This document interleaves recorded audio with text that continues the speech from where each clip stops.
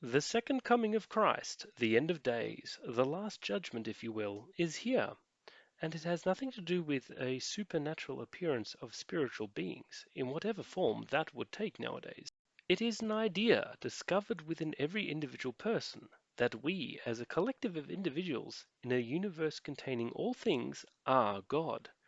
Our notion of good and evil is derived from our own interpretation of the world.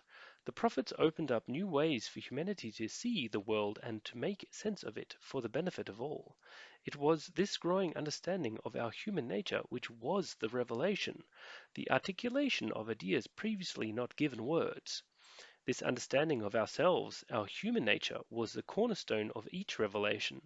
This building up of ideas over time will inevitably reach milestones where individuals are born under the correct conditions to formulate these ideas and find ways to express them in an understandable manner for all. These individuals only exist because of our collective achievements, providing fertile ground for the ideas to form. The individual is not special. If not they, then another will come across this idea.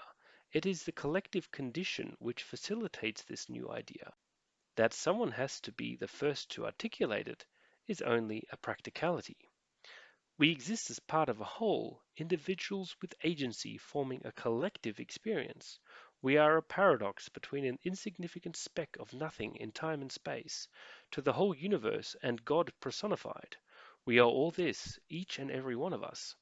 Every action you take affects the world, the people, the collective around you. Every negative action you take makes this world a slightly worse place, bringing us closer to our perception of hell, while each positive action you take makes this world a better place, bringing it closer to our perception of heaven. The power will always rest with the individual. We are the demons or angels. We create either heaven or hell, right here on our insignificant speck in the infinite universe. Collectively, we are God. The understanding that this is all we have, all we will ever have, is the next revelation. Collectively, we created this world. Collectively, we will reap what we have sown, not as individuals, but as all of us together. The meek shall inherit the earth makes a lot more sense when you realize that the meaning of meek in its original context meant thoughtful, not weak. Understanding our nature as a vital part of a collective experience frees us from the fear of death, as our only practicable concern is that our existence improve the world we are a part of in our current incarnation for the time we were a part of it. The collective interpretation also allows us to better understand each other and our world. Human society only functions when as a collection of individuals with different qualities: conservative, liberal, extrovert, introvert, young, old, feminine, masculine, and uncountable other traits with every conceivable combination and spectrum. Without each individual performing their unique function, the collective would collapse. Our species would not exist if there was not a random distribution of personality traits throughout each generation. Knowing that our society and way of life relies on a collection of varied individuals with a variety of personality traits in each generation makes us aware of one inalienable fact.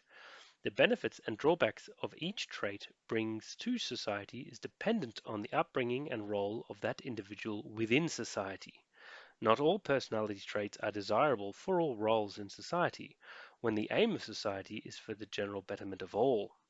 That some human traits are destructive and leave the world a worse place when allowed to fill specific roles should be apparent to all. We need to accept that each generation will contain this random personality trait distribution as a necessity of societal function and ensure that only those with the appropriate traits are allowed to fill specific roles. Every trait is useful and serves a purpose under the right conditions and with appropriate guidance. It is this nature that we should nurture and curb the excesses of for the benefit of all, instead of its detriment. As a collective, there is no fear of the different, just a mutual understanding of a shared goal to make the world a better place for everyone, even if the means to achieve this appears different from one individual to the next. Because we are everyone, we are one, we are all. This gives each individual the maximum room to flourish and contribute in their own fashion while ensuring their actions are only to the benefit of all and to no one's detriment. It also empowers us to take the necessary steps against those who are actively making the world a worse place, as the consequences of inaction is higher for all of us beyond our current lifetimes. Viewing our existence as a collective experience that continually evolves based on our own actions collectively is the next stage of our understanding of our world and how we interpret ourselves and others within it. The Last Judgment, in all its various forms and iterations in the different religions around the world, is, like most religious texts, a metaphor. It refers to a time where our understanding of our collective nature will help us to determine those actively making the world a worse place for others, regardless of their origin and traits, and those that make the world a better place for all of us. As we view the population of the earth as a collective sense, there can be no more a justification for any action that makes our collective experience worse, regardless of the excuse. It removes the power from those who seek only to improve their own position at the cost of others, as the individual is subordinate to the well-being of the collective, while simultaneously the collective is subordinate to the well-being of the individual in all its forms, because it is the individual that experiences life. Only they can say if they experience a better or worse world from the one they arrived into to the world they eventually will leave. This idea is not mine, it is ours. This seed will continue to appear as the conditions are ripe. Eventually, it will find a form that is easily understood by all. Help spread the seed and encourage the development of this truth to help its spread and implementation. In a world filled with uncertainty and despair, a solid indication of our way forward is sorely needed. This idea was born after a long contemplation of our species' collective achievements, development, and nature. It furthers the best of human nature while guiding and confronting the worst of human nature.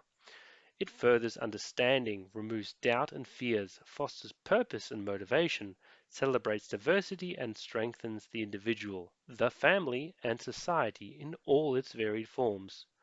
I would be more than happy to discuss any aspect of this idea, its implementation and effects on society with anyone who has questions or seeks further clarification. For the betterment of all. Take care and all the best.